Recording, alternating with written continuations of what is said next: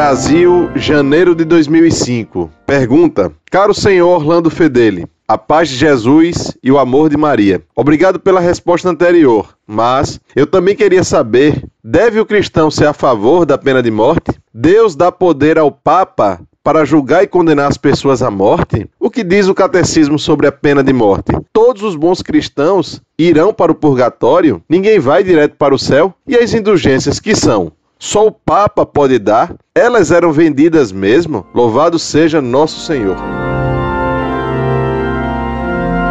Prezado Salve Maria. Se você consultar o site Monfort, encontrará inúmeras cartas tratando da pena de morte. É claro que todo católico deve ser a favor da pena de morte, porque o próprio Cristo, no Apocalipse, ensinou que aquele que matar a espada, importa que seja morto a espada. Apocalipse 13:10. Há inúmeras outras passagens do Novo e do Antigo Testamento que aprovam a pena de morte. Todos os santos doutores da Igreja, entre eles São Tomás, aprovam e defendem a pena de morte. Até o Novo Catecismo da Igreja Católica tem textos aprovando a pena de morte. Desse modo, não há como escapar. O catolicismo apoia a pena de morte. Todos os que morrem em pecado venial vão ao purgatório. É claro que pode haver algum santo que vá direto para o céu sem passar pelo purgatório. Mas isso não é normal. As indulgências são remissões da pena temporal devido aos pecados confessados e perdoados, pela prática de uma boa obra e pela aplicação dos méritos infinitos de Cristo e dos santos. Todo pecado tem duas penas. Primeira, a pena eterna ou o inferno. Segunda, a pena temporal. Quando nos confessamos de um pecado mortal, temos perdoado a pena eterna, mas não a temporal. Por isso também, o sacerdote já dá uma penitência ao fiel, indicando assim que ele deve pagar algo pelo mal praticado.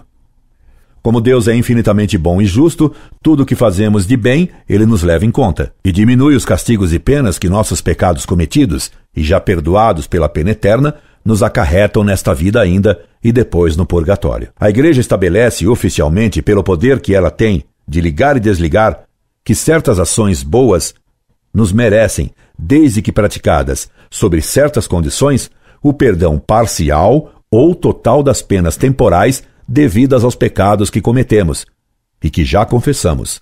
São as indulgências.